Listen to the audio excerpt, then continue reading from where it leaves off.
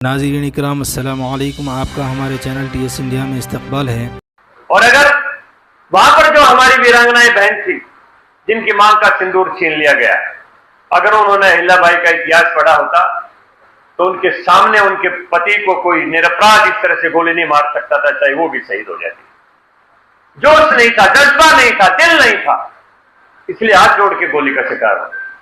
BJP party की तरफ से पहलगाम में मुतासिरा लोगों पर एक और तकलीफदा बयान सामने आया। हरियाणा से बीजेपी MP ने पहलगाम के उन औरतों के बारे में जिन्होंने अपने शोहरों को खो दिया, उनके बारे में बेहद ही शर्मनाक ज़बान का इस्तेमाल किया। बीजेपी MP ने कहा, जिन औरतों ने पहलगाम में अपने शोहरों को खोया, उन औरतों के पास हिम्मत ही नहीं थी, जोश नहीं था, जज्बा नहीं था, दिल नहीं था, हाथ जोड़कर ठहरे हुए थे, जिसकी वजह से उनके शोहर मार दिए गए। सुनिए एक बार उस MP ने क्या कहा। और अगर वहां पर जो हमारी वीरांगनाएं बहन थी जिनकी मां का सिंदूर छीन लिया गया है, अगर उन्होंने अहिल्याबाई का इतिहास पढ़ा होता तो उनके सामने उनके पति को कोई निरपराध इस तरह से गोली नहीं मार सकता था, चाहे वो भी शहीद हो जाती। जोश नहीं था, जज्बा नहीं था, दिल नहीं था, इसलिए हाथ जोड़ के गोली का शिकार हो। बीजेपी MPs की तरफ से पहलगाम पर मुसलसिल बयान आ रहे हैं, जिससे साफ और वाज़ेह पता चलता है कि बीजेपी पहलगाम पर सियासत का मौका छोड़ना नहीं चाहती। ये एक बयान नहीं जो बीजेपी की तरफ से पहलगाम पर आया हो।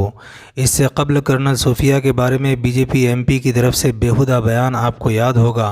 जिन्होंने हमारी बेटियों के सिंदूर उजाड़े थे, वही कटे पिटे लोगों को हमने उन्हीं की बहन भेज करके उनकी ऐसी की तैसी करवाई। और फिर बाद में कोर्ट ने उस MP पर FIR करने का हुक्म दिया था, जिसके बाद MP की तरफ से बार बार माफ़ी मांगने का बयान सामने आया। और फिर बीजेपी के ही मध्य प्रदेश के डिप्टी CM ने फ़ौज और पूरे हिंदुस्तानी अवाम के बारे में जिस तरह की ज़बान इस्तेमाल की थी, डिप्टी CM ने कहा था, फ़ौज और पूरी हिंदुस्तानी अवाम मोदी के कदमों में है। फिर ये जनाब ने भी माफ़ी मांगी। पूरा देश की वो सेना, वो सैनिक उनके चरणों में नतमस्तक है, उनके चरणों में पूरा देश नतमस्तक है। अब ज़रा और आगे चलते हैं। आपको याद होगा कि वज़ीर आज़म ने पहलगाम और उसके बाद होने वाले ऑपरेशन को लेकर क्या कहा था, सुनिए। मोदी की नसों में लहू नहीं, गरम सिंदूर बह रहा है। जब हम एक साथ इस पैटर्न को देखते हैं तो पता चलता है कि पहले MP फ़ौज की तौहीन करते हुए बयान देता है, फिर पहलगाम ही पर फ़ौज और पूरी कौम की तौहीन डिप्टी CM की तरफ से होती है, और फिर पहलगाम ही पर वज़ीर आज़म की तरफ से खून के बजाय सिंदूर का बयान सामने आता है। अब एक और बयान पहलगाम ही पर उन औरतों के बारे में है जिनके गम अभी तक किसी हद तक कम भी ना हुए होंगे। नाज़रीन किराम, क्या ये सब पहलगाम पर सियासत नहीं है? कांग्रेस ने इस MP के बयान को लेकर क्या कहा, सुनिए। बीजेपी ने मान लो इस देश की आधी आबादी का अपमान करने का, उनका तिरस्कार करने की, उनकी बेइज्जती करने का, उनके खिलाफ गंदी भोंडी भद्दी बातें बोलने का बीड़ा उठा लिया है। कल बीजेपी के राज्यसभा सांसद रामचंद्र जांगड़ा ने एक इतनी घटिया बात कही, और वो भी उन वीरांगनाओं के खिलाफ जिन्होंने अपनी पूरी दुनिया पहलगाम में उजड़ते हुए देखी। उनका कहना है इन वीरांगनाओं में वीरांगना का भाव नहीं था, जज्बा नहीं था, जोश नहीं था। आपकी हिम्मत कैसे होती है ये कहने की? उनकी पूरी दुनिया उनकी आंखों के सामने उजड़ गई। नृशंस आतंकवादियों ने उनके पति की, उनके बेटों की, उनके भाइयों की हत्या कर दी, और आप अपनी सुरक्षा चूक का, अपनी इंटेलिजेंस फेलियर का ठीकरा अब उन वीरांगनाओं के मत्थे मढ़ रहे हैं। उनके सिर पर यह ठीकरा फोड़ा जा रहा है। असल में तो वो वीरांगनाएं आपसे पलट के पूछ रही हैं, 1 महीने से ज्यादा हो गया, अभी वो 3 क्रूर आतंकवादी फरार हैं। कहां हैं वो आतंकवादी? वो कब पकड़े जाएंगे? न्याय कब मिलेगा? आपके अंदर लेश मात्र भी संवेदनशीलता नहीं है। जिनकी दुनिया उजड़ गई, जो इतने शोक से पीड़ित हैं, जो दर्द से गुजर रही हैं, उनके ऊपर आप कटाक्ष कर रहे हैं। थोड़ी तो शर्म आनी चाहिए बीजेपी वालों को।